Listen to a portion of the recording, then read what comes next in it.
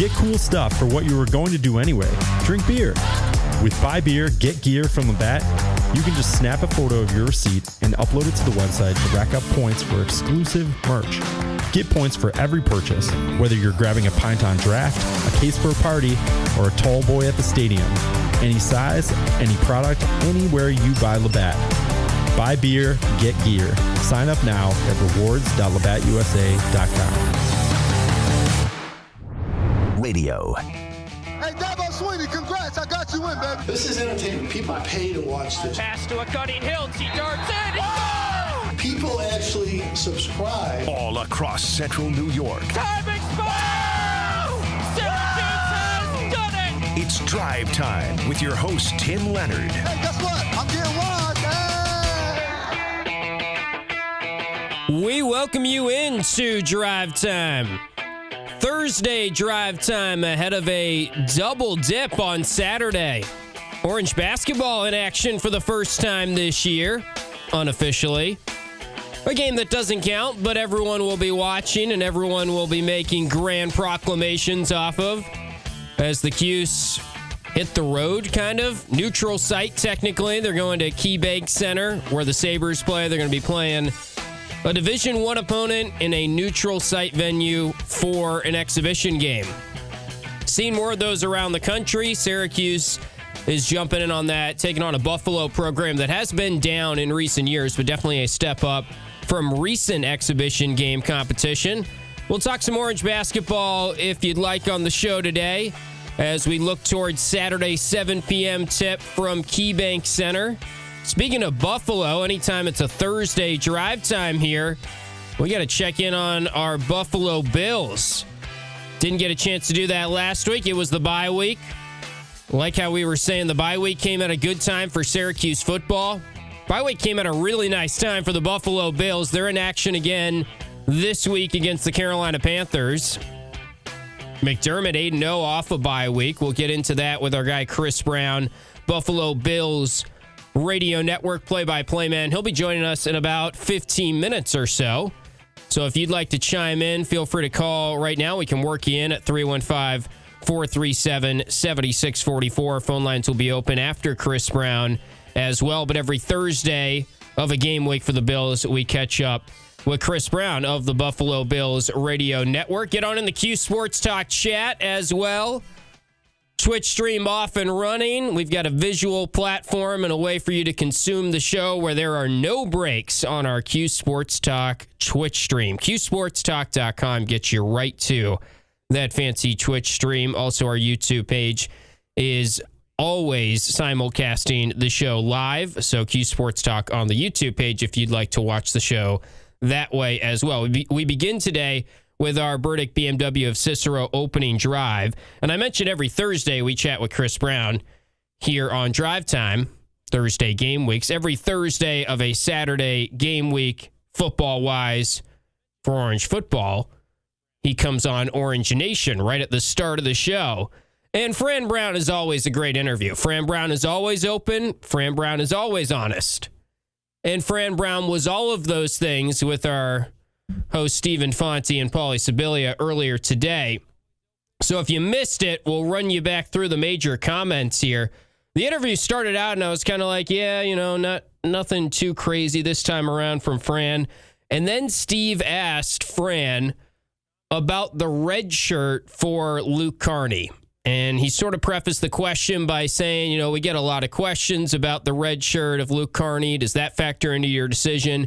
How does that shake out? Do you have conversations with Luke? Is that your decision? Let's hear what Fran had to say. He kind of tells all in the quarterback situation after Steve asked the question about Luke Carney's red shirt. That's going to always come from me if he redshirt or not. If we need to put him in, he's going to have to play. So that'll come from myself, right? The second thing is, if Luke was ready to go in the game, the performance that Ricky has had already, then Luke would have been already in the game. right? There's other guys in the program that play quarterback that aren't ready either. This is the reason that we went out to get Steve, because I knew that these guys weren't ready to go and compete at quarterback right now. Ricky has gotten better every week, and we feel that Ricky gives us the best opportunity to go in and win right now. There's another kid in the program, I won't mention his name, that I think might be the better quarterback eventually as we continue to develop them and push them and get them to go. Right, Luke has a package that he'll always go in and he can play. So Luke will do a good job doing that package, and there's a couple passes in there. So just a couple of passes in that package for Luke Carty. That's the biggest thing that stood out to me. A lot of you, I think, are going to have your theories and comments on who is the quarterback that Fran is talking about that's deeper down the depth chart, that he would not name his name. We know of 3 other quarterbacks on the Syracuse roster, being Rich Beelan, Jakari Williams, and Joe Filardi. So you could have your opinions on that. Let's put a pin in the quarterback conversation for just a little bit. Let's go to the phone lines. We've got Chris, who is in Syracuse, that I believe wants to talk a little hoops. What's up, Chris? Yeah, how's it going? First game indications, the Binghamton game. If they don't win by 20 points, it's going to be a long season, just like last year, Lemoyne. I don't see them beating Houston, Kansas, maybe Tennessee at home. That's going to put myself in the deep chance to not make the tournament. I know Autry, I don't like his coaching style. I don't think Andy's going to help this team. He's like a Jeremy Grant. Probably needs 2 years, maybe 3 years to get stronger, kind of like him. Long athletic wing. And as far as Sadiq White, he's just a defender. He can rebound, no scoring offense. Had to see finally that Autry get fired. Hopefully go outside university for a change. They don't play zone anymore, so it doesn't matter if other coaches can make. I think they're afraid to steal their zone for future. I don't know why. Spend some money. You want zone? Coach. Is that what it's come to now? Get out of the zone. What does it matter? You don't play zone anymore, so okay. What does it matter? I should go outside universities, and maybe they're going to steal their coaching practices from other teams. I don't know what's the big issue. They could afford Fran Brown. I'm guessing making $3.5 million. They can afford to get a better coach for basketball, and Autry is not even close to it. All right. Well, Chris, we appreciate you checking in, and he's got all kinds of opinions on the basketball team. We could just let Chris cook there for a little bit. He was giving me breakdowns of games in 3-4 weeks. I couldn't even follow everything there from Chris, but I do understand that there is the opinion right now of Adrian Autry is not a good coach. And to that, I would say what has happened so far, nothing really has proven that Adrian Autry is totally the answer, and we're not as confident in him as we are in Fran Brown on the football side of things. And what Fran Brown is making in football really doesn't have anything to do with what Adrian Autry is making in basketball, and that's kind of a moot point. But this is the year for Coach Autry. We've all said it. We all know it. The pieces are there. He knows it, that this is a different type of talent and a different type of roster makeup than what they have had. So if they aren't sniffing the tournament, if they aren't showing progress defensively, if they aren't checking boxes and putting out a product where they can stay on the court with the Tennessee, with the Houston, and win a big game or two and get some quad one wins, and if they aren't in the tournament conversation, we all know what that means, most likely, for Coach Autry. And he understands that more than anyone. And to say he's a bad coach, I get that what happened last year was not good. I'm willing to give him the benefit of the doubt now that they have more resources, and I can already see some of the chatter online is starting to shift to almost bracing for Syracuse to be good. It's going to be fascinating if Syracuse is truly good this year, which I'm not saying that's going to happen, but I do feel like the talent is there and the pieces are there for Coach Autry to have a good season. Let's continue the basketball conversation. We've got Dave, who is in Syracuse. Dave, what are your thoughts on the Hoops team? I think that we're going to have a very successful season, and I don't know what Chris was talking about. The season hasn't even started yet. Autry is a pretty decent coach. I mean, he's had some losing seasons, and yes, he is on the hot seat, but come on, he's not a terrible coach. Give him a darn break. Jesus. Yeah, I appreciate you, Dave. And we had Seth Greenberg on, And I know some of you are going to be like, well, Seth Greenberg hired him. Seth Greenberg is biased for Red Autry. Seth Greenberg's just a basketball coach that knows what makes good basketball coaches, and he hired him for a reason. And I thought it was good to get him on, one, to get his insight on this year's team, which he was pretty forthcoming and just sharing what stood out about watching Syracuse in practice. Two, he spoke about what Coach Autry is and what are his strengths as a coach. And I think Coach Autry understands that he has some weaknesses. And I think it's been interesting to hear how much he's talked this offseason about how much time they put in on defense and how much time that he is focused on, he used the word conceptual stuff defensively. And that's the big thing that we've talked about. They have to improve defensively. All the metrics, all the computer numbers say they will be slightly better defensively. I think they need to take a major leap defensively, obviously, from what they were last year, if they want to accomplish their goals this year, if they want to get back to the tournament. To say he's a bad coach, they won 20 games in year one. They exceeded expectations in year one. They were below expectations last year. Here's year three, and it feels a little bit like the situation at Villanova where Kyle Neptune went into year three, and you knew that if Villanova didn't get things going, they would move on from their coach who followed the guy, which Neptune was the assistant for a little bit under Jay Wright and stepped into that role. And they moved on. And now Syracuse is in a position where last year it was crazy talk to think they would fire Coach Autry in just his second year, knowing what Syracuse is, knowing that money doesn't grow on trees, and knowing that it was only year two, and knowing that a lot of last year's issues were that they didn't have NIL and they didn't have the resources. Those excuses don't really apply as much this year. This roster is good enough to make the NCAA tournament if Red is good enough to get them to improve defensively. So maybe he is a bad coach, but right now I don't think we can get on here and say Autry's terrible, we got to fire him and we got to move on. And I know that's the opinion of a lot of you. This is a make or break year, and this year he has the pieces, and there's no more excuses. And I will sit here in January and February, and if it's trending in the wrong direction, we can continue to have that conversation that we had last year, and I think it will be more needed and more necessary of a conversation this year after what happened last year. Because this is a make or break year, and John Wildtack has said that they need to play meaningful games in March, which is up for your interpretation, but I think we all kind of understand what's on the line this year for Coach Autry, and the fact that they have the pieces in place only adds to this has to be a year where they start to trend in the right direction at the very least. Let's hit a timeout. We'll bring on Chris Brown of the Buffalo Bills Radio Network. If you'd like to chime in on the phone lines after that, you can, and we'll get to more of my thoughts on the quarterback situation. Pick that back up after our visit with Chris Brown on the other side. You're listening to Drive Time on ESPN Radio and QSportsTalk.com. Burdick Toyota.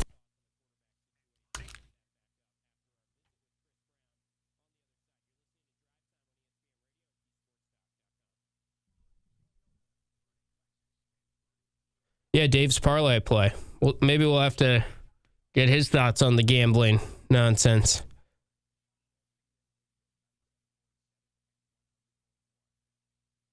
Yeah, San Diego Cuse, I was a man of my word there, and I was like, if you'd like to call in, we can get to you.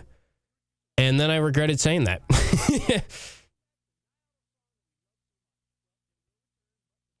But I'll get to what I was going to say. I just didn't want, with a guest coming up, I didn't want people to feel like they couldn't chime in.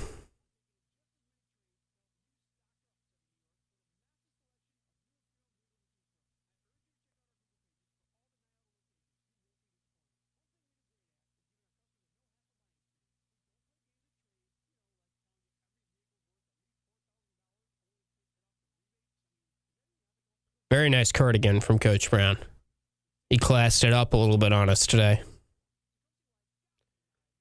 Kev, you missed me starting to talk about football and then caller sidetracking me into fire Coach Autry. No, not quite, but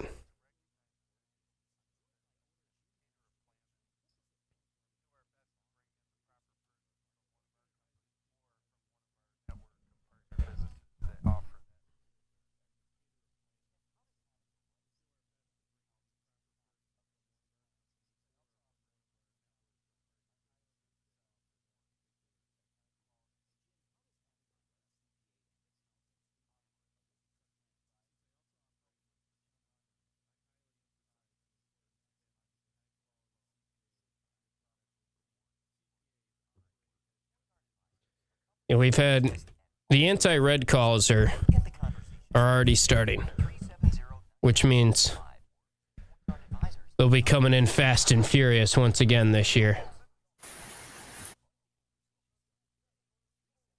They really do need to just beat up on some of these teams early in the season, though. Let's prove that this is different than last year right out of the chute.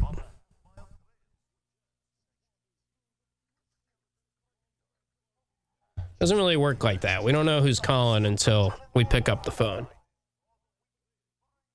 Can't just block phone numbers, really. Not that I'm aware of.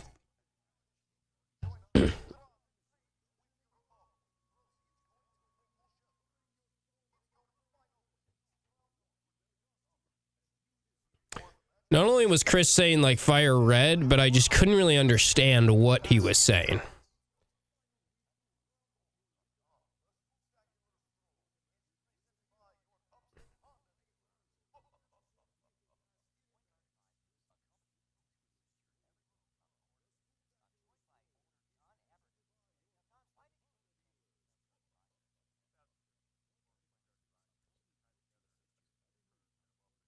Fire Red, Fire Bayheim, Fire Gate, Fire Desco.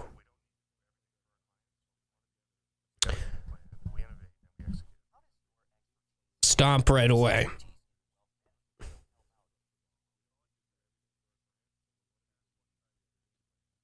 Thanks, Supercat. I figured I wasn't the only one.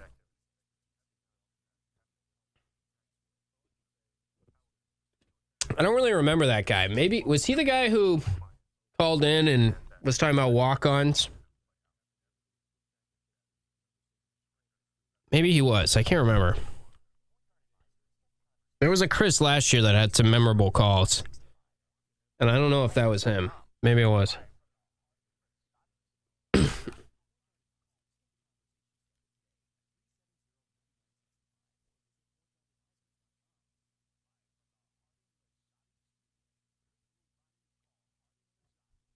ESPN 97.7 and 100.1. Watch live on QSportsTalk.com. Welcome back into Drive Time.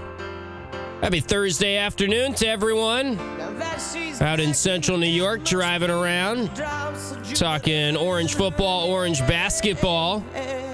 And as we do every Thursday at this time, we now bring on Chris Brown of the Buffalo Bills Radio Network. Gonna talk a little Buffalo Bills as they're coming out of the bye week here, and always good to catch up with Chris Brown. Chris, before we get into the Bills, though, I'm going to ask you to put on your Buffalo resident hat for me a little bit here, because Syracuse basketball has got an exhibition game Saturday night at KeyBank Center, the Sabres Arena. And I don't know how familiar you are with that area, but me and another host, Paulie, we're going to the game, and we're wondering if you have any food recommendations, any lunch recommendations for us Saturday ahead of going to KeyBank Center for the Syracuse Buffalo exhibition game. Yeah, I can text you a few. I'll have some in mind for you. I mean, I got a couple off the top of my head, but let me think about that because I don't want to steer you wrong. Yeah, no, I put you on the hot seat there. That's an important question, so I respect that. We'll give you some time to think about it. Paulie considers himself kind of a food connoisseur, so I can text you offline, and we'll see if we've got some good recommendations. But let's get into the Bills, and the bye week, it feels like, came at a good time. That's how it felt for Syracuse football. That's kind of how it feels usually for any football team. It feels like it came at a good time for the Bills, one, because they need to get healthy, but also because of how they were playing going into the bye week. What's your sense of how eager the team is to get back out there after not playing well against the Falcons before the bye? Yeah, always tough to go into a bye week off a loss, let alone 2 straight losses. So that's got to sit with you for 2 weeks. And then for 2 weeks, you got to start looking up at the Patriots in the AFC East. So I can't imagine that sat well with a lot of guys. Even Coach McDermott admitted that he was kind of getting antsy sitting in his house with his family, to the point where his wife has said, "Do you have to go in?" And he's like, "Yeah, I got to go in. I got to go watch film." So The coaching staff was certainly antsy. I imagine the players were too, to a certain extent. You've got to unplug and get away from it for a second. But I think guys were eager to get back. And, the Bills came back, and obviously coming off the bye, they have the extra practice on Monday. And Monday was a padded practice, 1 hour, all fundamentals, which is basically tackling, pass protection, a host of different things, getting off blocks, things that have kind of ailed this team through this 2-game losing streak that they're looking to correct. Can you remember them ever doing that, Chris? Like a fundamental practice like that? They do it all the time, actually. They do it all throughout the season where they'll pick a day in a given week. It might not be every week, but I would say easily twice a month they're hitting it. And if it's a problem, they'll probably hit it weekly.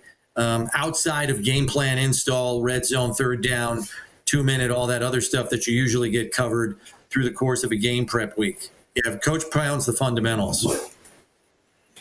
Yeah, and it's been weird to see them. I know that they lose a couple games sometimes early on in the season, and then they click it into gear. I thought it was weird to see them struggle against the Falcons, knowing how it went the week before against the Patriots. And not to rehash that game, but I know coming off that game, a lot of the chatter was about the offensive play calling and James Cook not getting the ball enough. What would you say to a Bills fan out there listening that's worried about the offensive play calling or the fact that James Cook didn't get enough touches in that game? Yeah, I would say the problems probably ran deeper than that. I think for the first time in a long time, the Bills did not have the answers with the protection scheme. Granted, in a lot of long down and distance situations. So I think that kind of allowed the Falcons defense to play to their strengths, which is, number one, they're the highest blitz rate team in the league at over 40%. And they have some guys that can scream off the edge. 4 guys, in fact, Leonard Floyd, Ebiketie, and then the 2 first-round draft picks, Jalen Walker and James Pierce. So you put them in a position to succeed by your own inefficiency on offense. And then secondarily, Josh, who I still don't think gets enough credit for his high football IQ because he's so gifted physically, usually has the protection calls with center Connor McGovern buttoned up. And I felt like they had trouble finding all the answers for the pass rush games that the Falcons threw at them, which certainly broke some tendencies of theirs. And they were coming off a bye week, so they had an extra week to prepare for the Bills. And then the third element, they had a very familiar defensive coordinator with the Bills in Jeff Ulbrich, the former Jets coordinator. As a matter of fact, in 4 of Josh Allen's most pressured games and most sacked games, Jeff Ulbrich has been the defensive coordinator. So it's a guy that's kind of had Josh's number, and I think Bills fans should be happy that he resides now in the NFC. Yeah, that's interesting. We know the Bills have been very, very good coming off a bye week with Coach McDermott. I believe 8-0 coming off a bye week with Coach McDermott. So hopefully that record stays for Bills fans out there. When you look at the Panthers, you mentioned blitz rate for the Falcons. What stands out about the Panthers defense? Should Bills fans be worried about how they get after the quarterback or their blitz rate? Yeah, I mean, they're not a heavy blitz rate team. And as a matter of fact, they're last in the league in pressure rate. And this is after a banner day against, an inept Jets offense last week where, Derek Brown, who is clearly the linchpin of that defensive front, former top 5 pick and an absolute game record, had 2 sacks and 4 quarterback hits. They have a young edge rusher in Nick Scordon, the Texas A&M kid, who is good at setting the edge and is kind of learning on the fly how to rush the passer, but can still be had by a quality offensive tackle like Spencer Brown. So I think the Bills, they have an excellent offensive line coach in Aaron Kromer. So I expect things to be buttoned up really well this week, even in a road atmosphere. And it's a defensive front that I think is far better against the run than they are against the pass. Chatting with Chris Brown here of the Buffalo Bills Radio Network. Another thing and another kind of narrative out there, there's a lot of stats saying Josh Allen has not been throwing downfield as much and not as much as other quarterbacks in the league. What do you make of that? Is that a concern? And Is that wide receiver related? What do you think is causing those numbers to be less than average right now in terms of how often Josh Allen is throwing downfield? Yeah, I think it's largely a philosophical decision by the offensive staff. If you remember back in 2023, the biggest knock on Josh Allen were turnovers, and forcing the ball downfield was how some of those turnovers had occurred.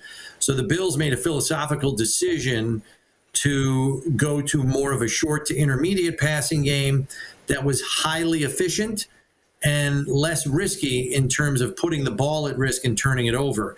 And lo and behold, last year, the Bills have a league low 8 giveaways the entire season.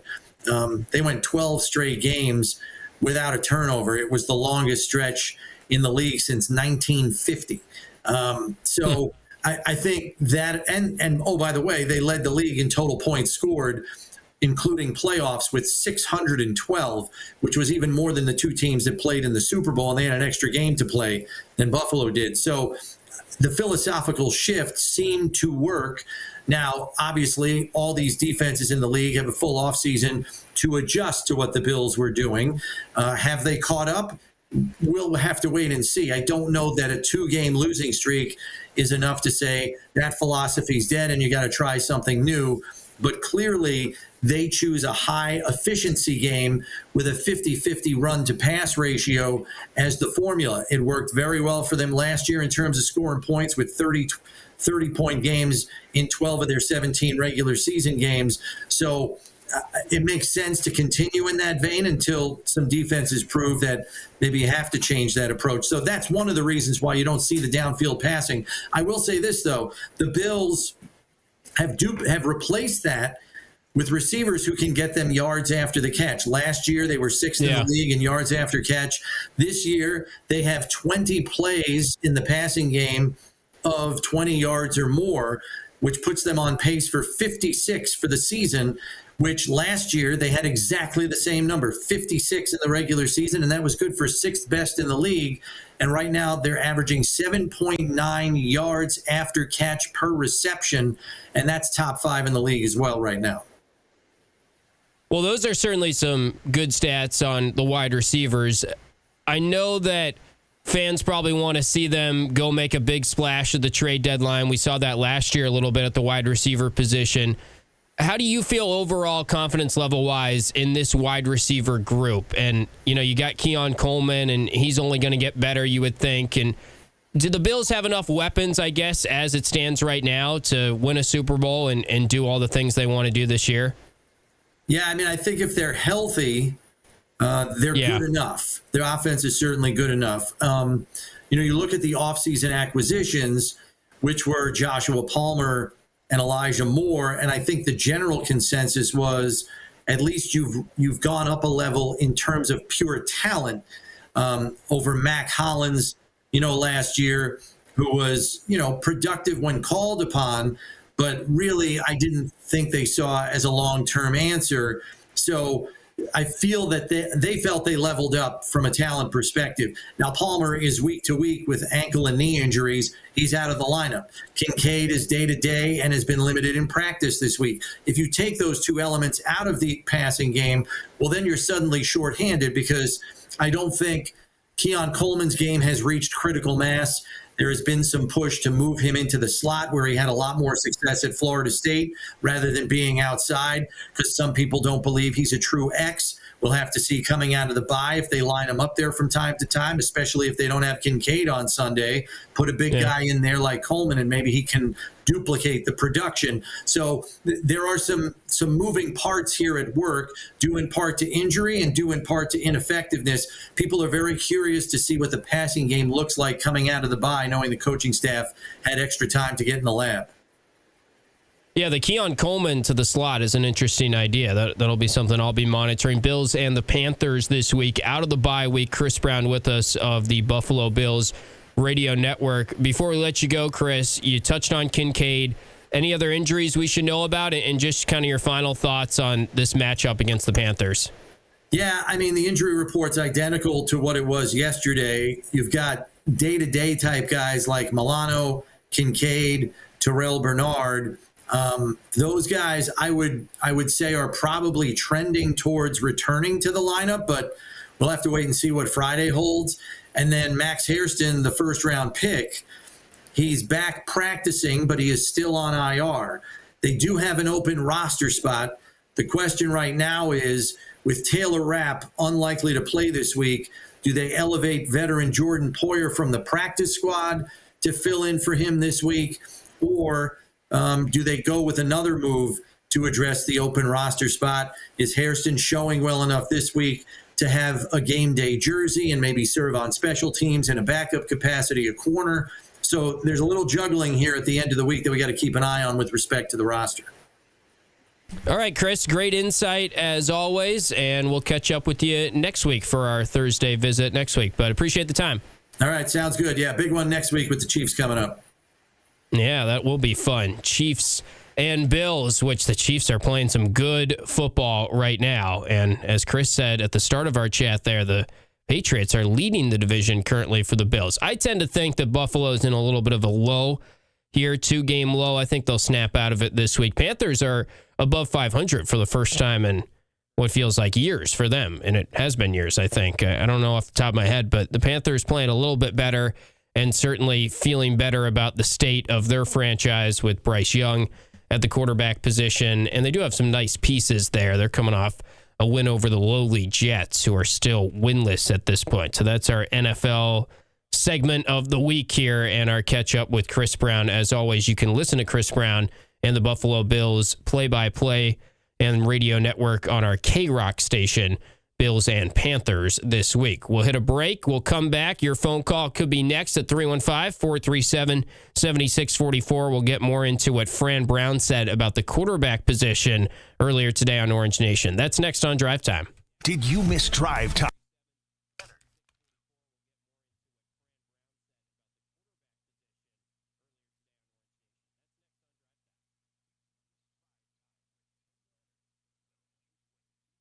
Yeah, that was a tough loss. Anthony in the YouTube chat's bringing up the 11 seconds Mahomes game.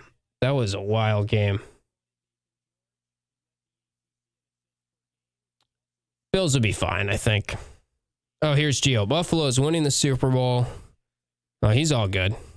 He's the ultimate optimist. Gio just needs some wins for his football teams right now, I think. Been a long time since the Bills or the Cuse. The orange one.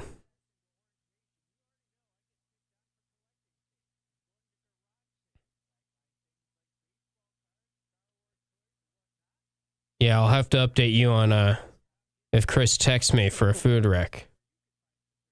Philly's Most Wanted. I was on a podcast where my co-host was ready to fire Boeheim. I was not one of those people. Just because it's like Stephen Pauly. Think about all the crazy things Pauly has said. Would we come at Steve for those takes?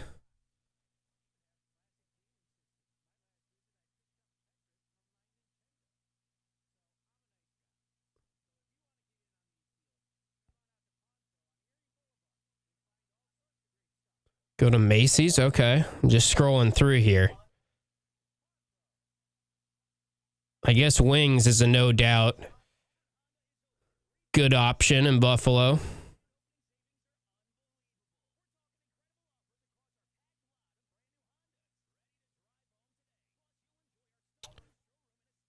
Panthers aren't bad, yeah. But Bills got to win this game, I would think. What's the spread? Let's see. They got to be pretty big favorites.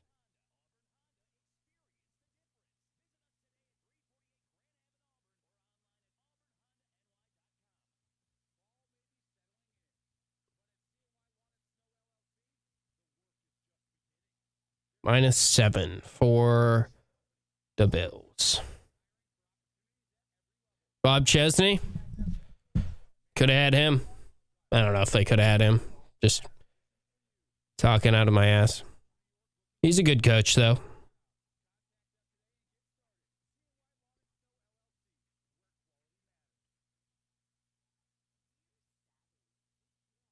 You think that's gamesmanship from Fran? I guess to that, San Diego Cuse, like what benefits, what's the gamesmanship angle there? I was on the podcast. Phillies Most Wanted. -7.5. Okay, I saw 7. Maybe it's just depends on where you look.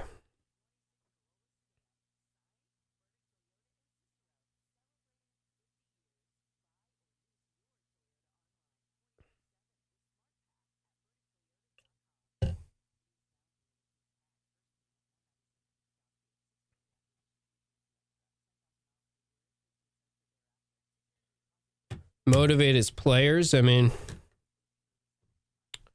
think the players are ready for a win and pretty motivated, I would hope. But I don't know. I never rule out the gamesmanship angle of a coach. I just not sure that one, the way I took it is he's kind of been like, all right, let me just be honest here after I said it was a close battle. Like, let me tell you how it really went.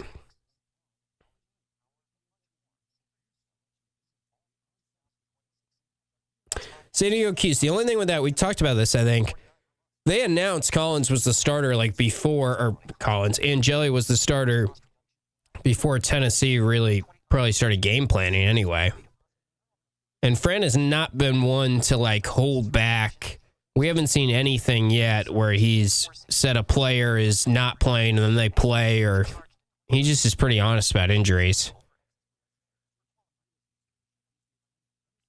But I hear you. I mean, he clearly wasn't honest there based on everything he's saying now.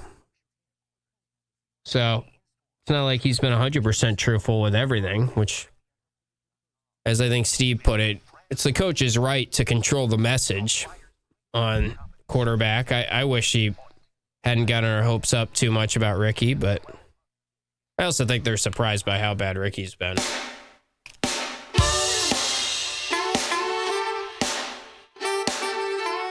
Welcome back into Drive Time. Tim Leonard with you until the top of the hour, talking Orange football. Phone lines are open the rest of the show. 315-437. Let me quiet Dave Matthews so you can get the phone number. 315-437-7644. If you want to call in right now, that's 4ESPN44. Give a ring, and we can hash out anything you want to talk about, Orange football, Orange basketball, or otherwise right now. Let's get back to what I was talking about in our opening segment here before we got sidetracked into Fire Red chatter and basketball chatter because, it's that time of year again. Honestly, there's a little part of me that's like, man, it's kind of nice to be taking phone calls about Fire Red again. That means basketball season is here. Now, I hope that the Fire Red conversation isn't as much of a conversation as it was last year, because that would mean Syracuse basketball is actually playing well in the regular season for the first time in quite a bit. Let's hear a little bit more from Fran Brown on Orange Nation today, where he was very open and honest about the quarterback situation. Here's what Fran had to say about Ricky Collins and kind of where things stand right now with Ricky and what he needs to improve on. If he can go in, like you said, and play the first and second quarter, like he played that third and fourth in the Pitt game, then we won't be talking about any other quarterbacks. This is simply relax, calm down, and go play football. That's all this really is. But that tells you what it comes to because everyone's wondering, when is he going to put the other guy? Why didn't he do this?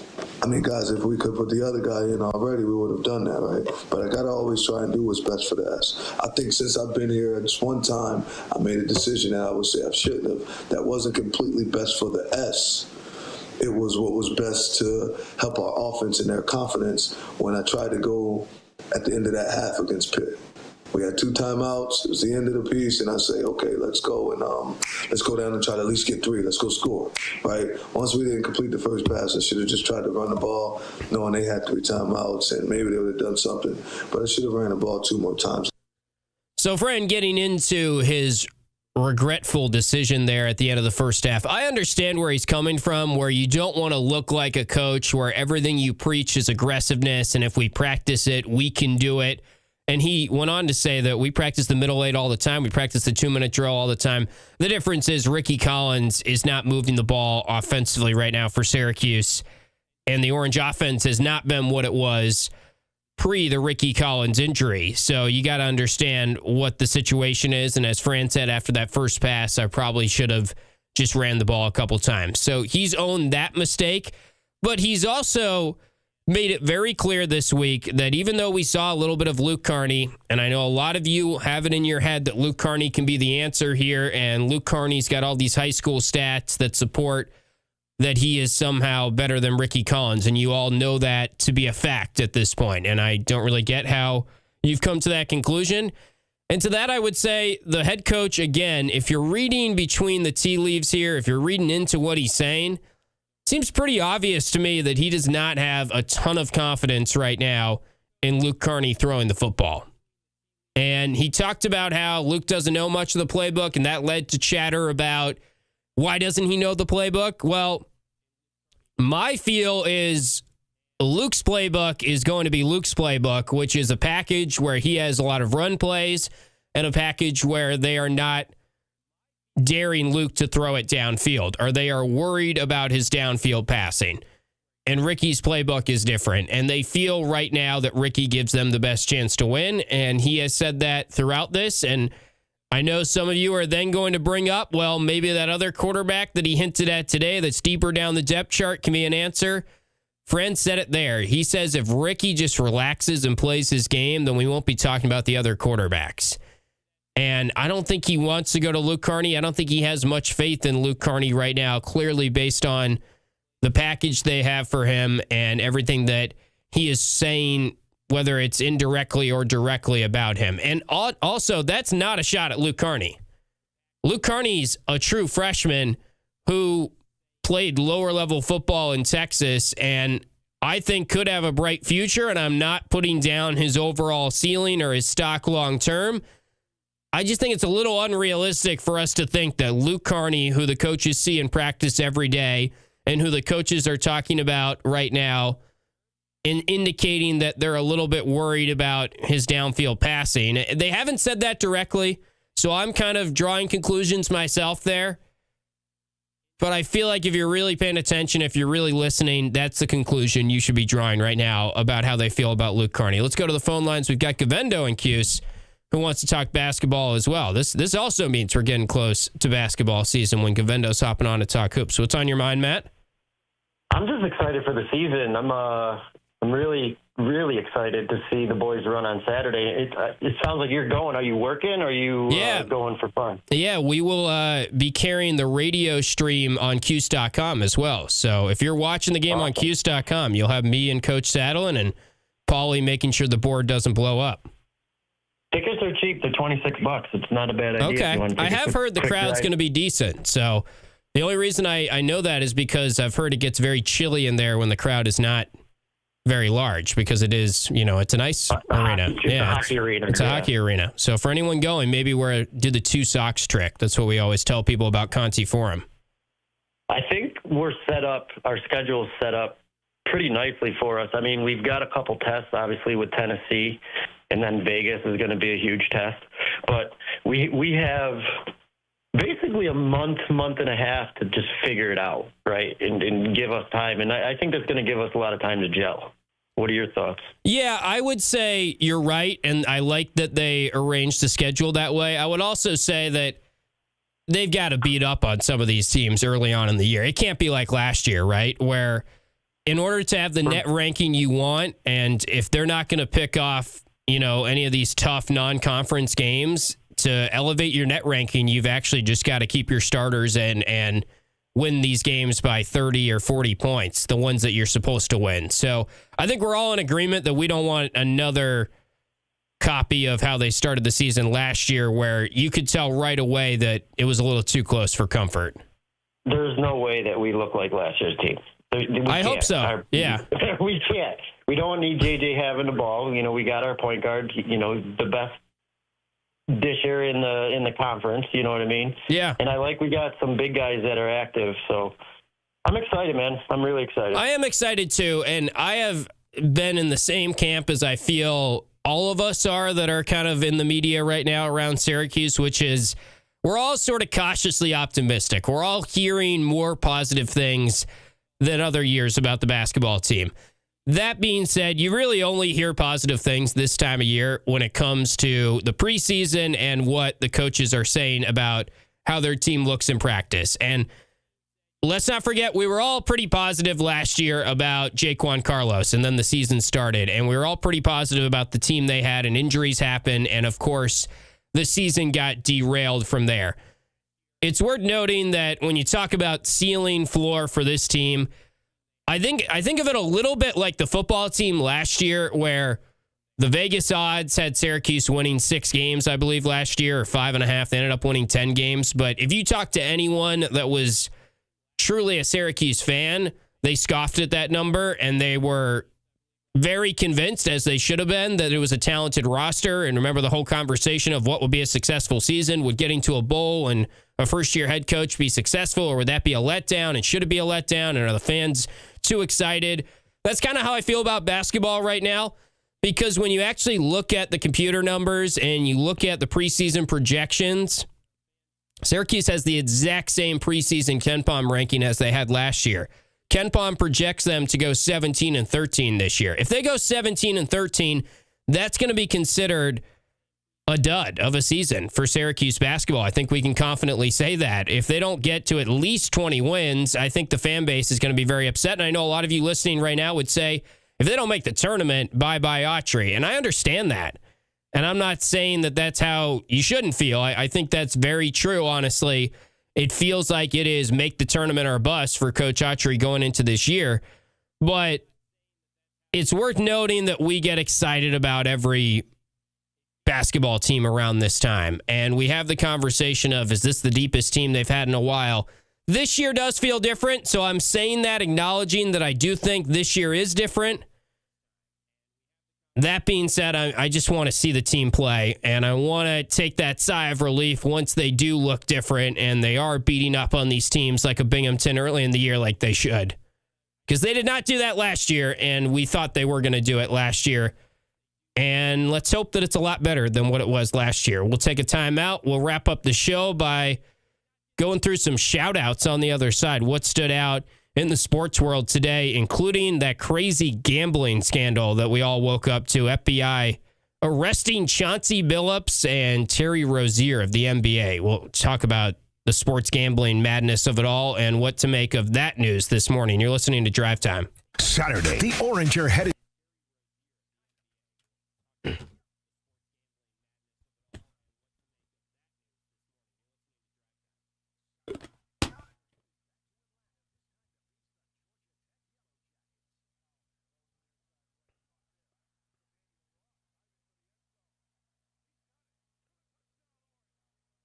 Yeah, you can't bring up DMB without the dropping poop and the Chicago River being mentioned. That's still forever going to be word association for them. Come on, Philly. I feel like, and I'm not saying you were saying that, but I feel like we all were talking ourselves into the team. We always do it. Every year there's some portion. I mean, people were high on Donnie, and remember Jaquan Carlos in the exhibition games, the takeaway was like, wow, the ball movement looks so much better from what it was. And this team actually passes the ball compared to all of you guys that hated Judah and how much the ball stuck.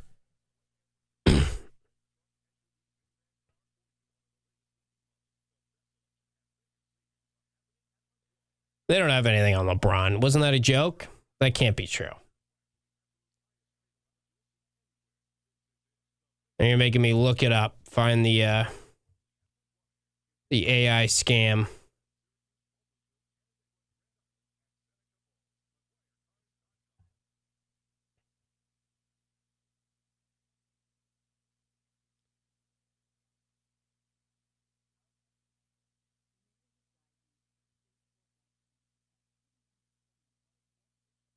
LeBron James, squeaky clean. Oh,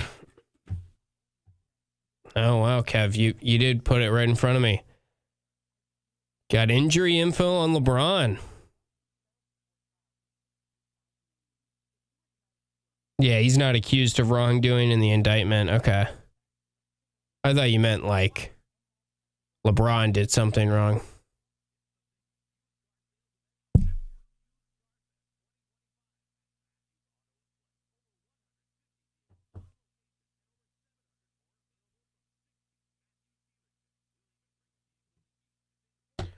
I'm not saying you weren't Philly, but I think in general there was like talk of, there was optimism. There's always optimism going into a new season. Coach Autry, year 2, I'm convicted in my whys. Like, he was, as he should have been, he was optimistic. We thought that Jair Davis, who ended up being a good pickup, really was, there was reason to believe in the team last year. No one thought they were going to win 14 games. But I was not as excited as I am this year for last year. I think that's true. And I think right away I kind of was like, yeah, they are not very good after calling the opening games. I know some of us, I know a lot of people were like, well, let's say they're going to grow. I could kind of sense that the defense was a major issue. I mean, once that Zach Tekken of Lemoyne was just blowing by Carlos in the first game, that was a little concerning.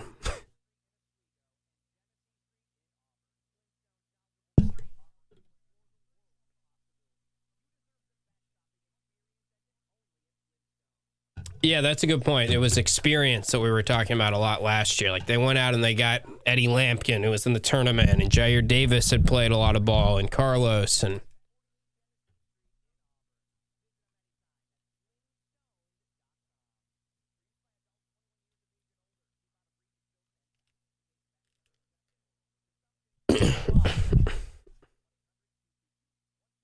yeah, they didn't last long last year.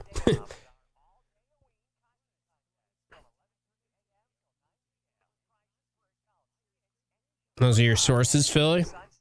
I like Gavin Doty. He plays hard. But I don't think he's going to be a game wrecker at this level. Or at ACC level. Good, very good player for Siena, though, I would say.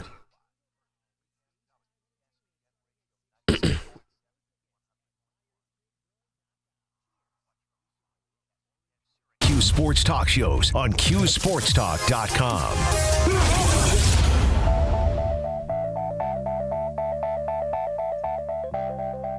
A little bit of time left on the show this afternoon. Drive time with Tim Leonard. This is kind of yacht rock, right? This is what Paulie was playing earlier today. His favorite yacht rock songs. Now we got Steve's yacht rock to look forward to on Monday. I'm sure he's hard at work on his list.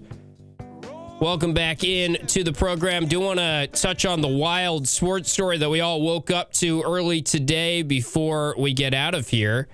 And that is that the FBI arrested Mr. Big Shot Chauncey Billups, the current head coach of the Portland Trail Blazers, for his involvement in a rigged poker operation, which was tied to the Italian mob. This is going to be quite the 30 for 30 one day, this whole story, because you got Chauncey Billups tied to the mob somehow, which feels like it's out of The Sopranos and feels like there's something that was scripted there for TV. It doesn't even feel real. Then you got Terry Rozier and the clips that are going on around about Scary Terry, which that was already kind of out there.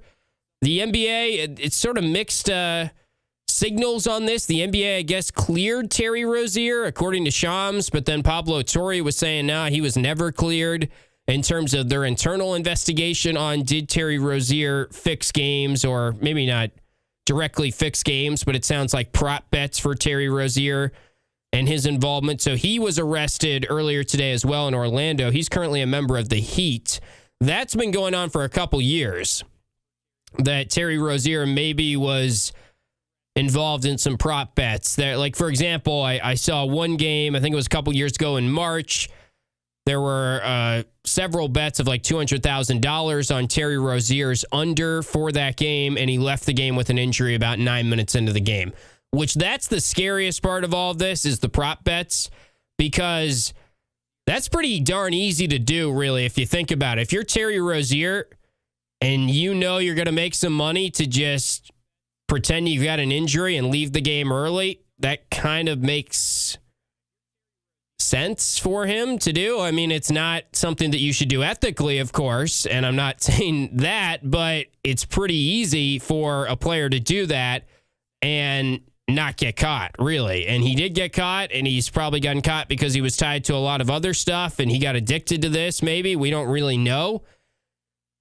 the overarching point here of gambling and how scary this is in sports now that we have these conversations, and this will not be the last, and this has not been the first. Emmanuel Clase of the Guardians, of course, is in a heap of trouble, it seems like, for similar stuff and prop bets and things like that, and he's one of the best closers in Major League Baseball right now.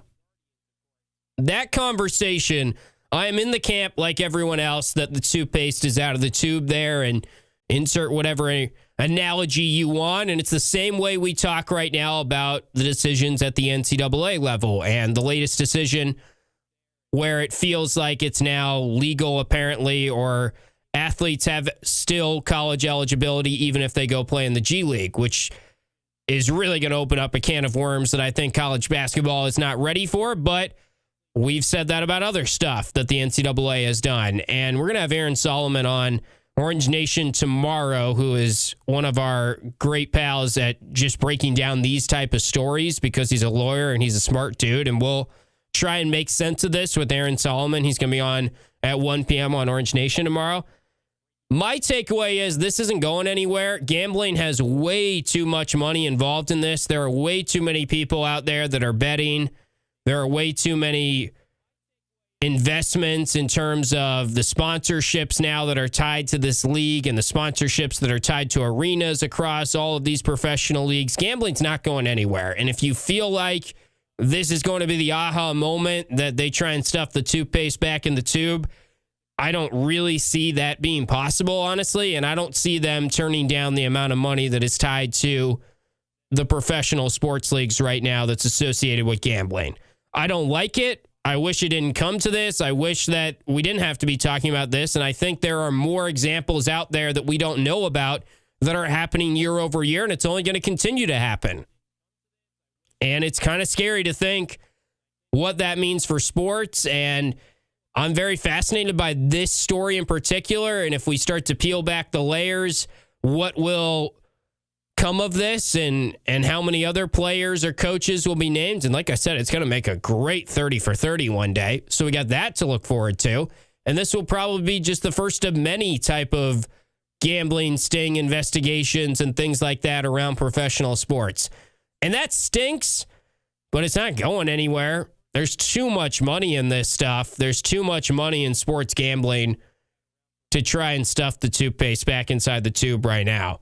Other things I want to hit on before we get done with the show today. A couple of shout outs. Do want to mention Don Brown is now on the Syracuse football staff. We talked about this a little bit. He goes by the elite nickname of Mr. Blitz. Don Brown has been a college football coach for a very long time. He's 70 years old, and it does feel like the big identity shift for Syracuse football is defense, and the stuff that Fran Brown has talked about from the SMU halftime onward here. It feels like a big part of that is they're blitzing more. And I'm not saying that's just because Don Brown is now involved, but I think having a guy named Mr. Blitz lines up with what they want to do defensively from an identity standpoint right now. When you look at the stats on Pro Football Focus, Syracuse blitzed 32% of the time, which is about average in college football. They blitzed 32% of the time in the first half against SMU. Out of halftime, they doubled that to 64%. Last week against Pittsburgh, when they had 7 sacks, the most sacks Syracuse has had in a game against an FBS opponent since the 2019 opener against Liberty, back when the Orange were ranked, and Tommy DeVito was starting out his first year as the starting quarterback off the 10-win season. That's the last time Syracuse had 7 sacks or more in a football game against an FBS team. There was one FCS game in there in 2021, I believe, where they got to that number. But they blitzed 53% of the time against Pittsburgh, which was the second most they blitzed in an individual game this year, according to PFF. Outside of that, it was Tennessee in the first game of the season. So I am expecting, and Fran's not going to tell us exactly what is different about how they're running the defense, and I've tried to look through the numbers a little bit. One thing that I've talked about and one thing that I've noticed in the stats in terms of the coverages they're playing is it does seem like there's been a sizable uptick in cover 2 for the Orange from the first half of SMU onward. Last week I mentioned this stat, but they played cover 2 10 times in the second half, 0 times in the first half against SMU. On the year, their cover 2 is about 10% of the time. Last week it was 25% of the time. I'm not sure if that's exactly what's happening. I'm just trying to get to the bottom of it. And it feels like the blitzing is the main thing. And we also saw Devin Grant at linebacker and Barry Buxton at linebacker. And when I chatted with Barry Buxton this week, he mentioned that that's certain packages where he plays linebacker. So those are all things I'm looking to keep an eye on as they take on Georgia Tech on Saturday. That'll wrap up the show this afternoon. Thanks to Gio for producing, and thanks to all of you in the Q Sports Talk chat. We'll talk to you tomorrow 5 to 6 for another Drive Time on ESPN Radio. Did you miss Drive?